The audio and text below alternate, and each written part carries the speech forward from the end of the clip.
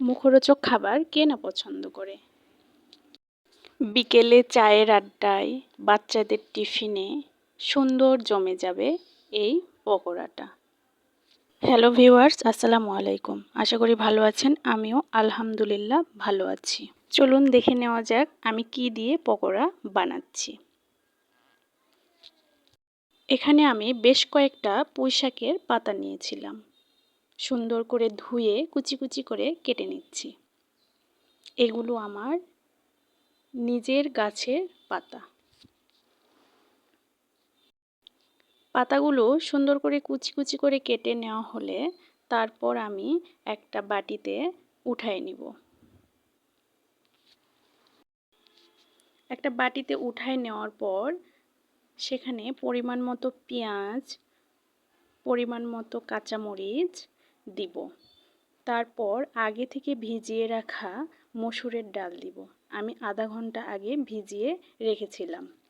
দিয়ে দিব 1 চামচ ভাজা জিরের গুঁড়ো, 1 চামচ ধনিয়ার গুঁড়ো, 1 চামচ লবণ, 1 চামচ হলুদ আর পরিমাণ মতো গুঁড়ো মরিচ। লবণটা দেখে নেবেন, কে কেমন লবণ খান সেই অনুযায়ী দিবেন। সুন্দর করে মেখে নিয়েছি। মেখে নেওয়ার পর এরকম একটা স্ট্রাকচারে এসেছে।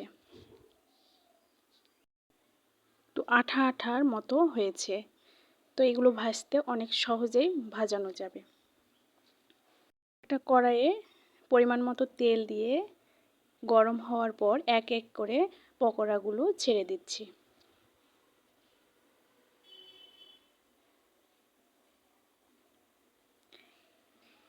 এক পাশ সুন্দরভাবে ভাজা হয়ে গেলে আরেক পাশ উল্টে দেব। সুন্দর করে উল্টিয়ে পাল্টিয়ে মচমচে করে ভেজে নেব। আপনারা দেখেই বুঝতে পারছেন কিভাবে ভাজতেছি আমি। সুন্দরভাবে ভাজা হয়ে গেছে। এখন তেল থেকে উঠায়ে একটা বাটিতে নিচ্ছি। আবার কিছু পকোড়া ভেজে দেখাচ্ছি। এই পকোড়াগুলো খেতে ভীষণ মজার হয়।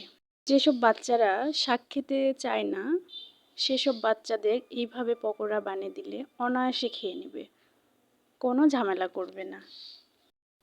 একটা মুখরোচক খাবারও হয়ে গেল, আবার সবজিও খাওয়া হয়ে গেল, দুটোই হলো। কেমন হয়েছে আমার পকোড়া ভাজাগুলো অবশ্যই জানাবেন, আর আপনারাও বাসায় ট্রাই করে দেখবেন। আমার ভিডিওটা দেখার জন্য সবাইকে ধন্যবাদ। আল্লাহ হাফেজ।